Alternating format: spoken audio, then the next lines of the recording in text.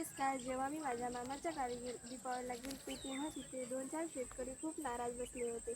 मी त्यांना विचारलं की तुम्ही असे नाराज का बसलाय? त्याच्यात ते म्हणले की या अतिवृष्टी पावसामुळे शेतामधलं पाणी मुरत नाही आहे, म्हणून शेत पिवळे पडत आहेत आणि जे तोली घास आला आहे ते पण या अवकाळी पावसामुळे जात आहे.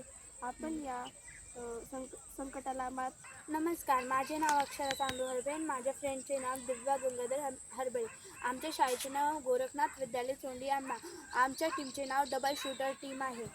आज आपल्यासमोर दोन संकट आहेत. एकतर पाणी पातळी प्रचंड खोल गेलेली आहे आणि दुसरं संकट जे यावर्षी मागच्या एका वर्षापासून तमाम महाराष्ट्रातच नाही तर भारतात विविध शेतकरी अनुभवतोय.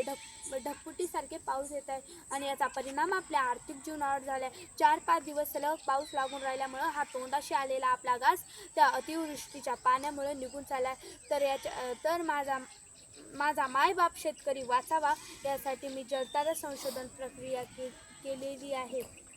आपल्याला हे जे शेत दिसत आहे, शेतामध्ये पाणी साचलेलं दिसत आहे. ते आपण जर तुम्हाला सांगते एकरामध्ये 2-3 खड्डे करून 6x6 5 फूट लांबीचे शोष खड्डे करायचे.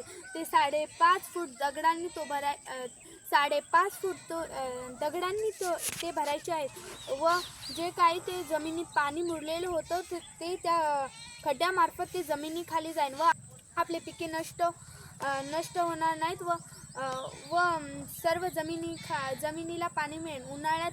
उन्हाळ्यात जमिनीला पाण्याची कमतरताही होणार नाही.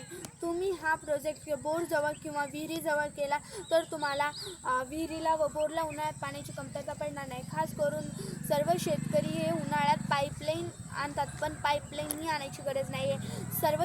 जर हे प्रोजेक्ट केला तर शेतकऱ्यांचे हिरवेगार रान राहील हिवाळ्यात. हेच होता आमचा जलतारा प्रोजेक्ट प्रक्रिया. नमस्कार.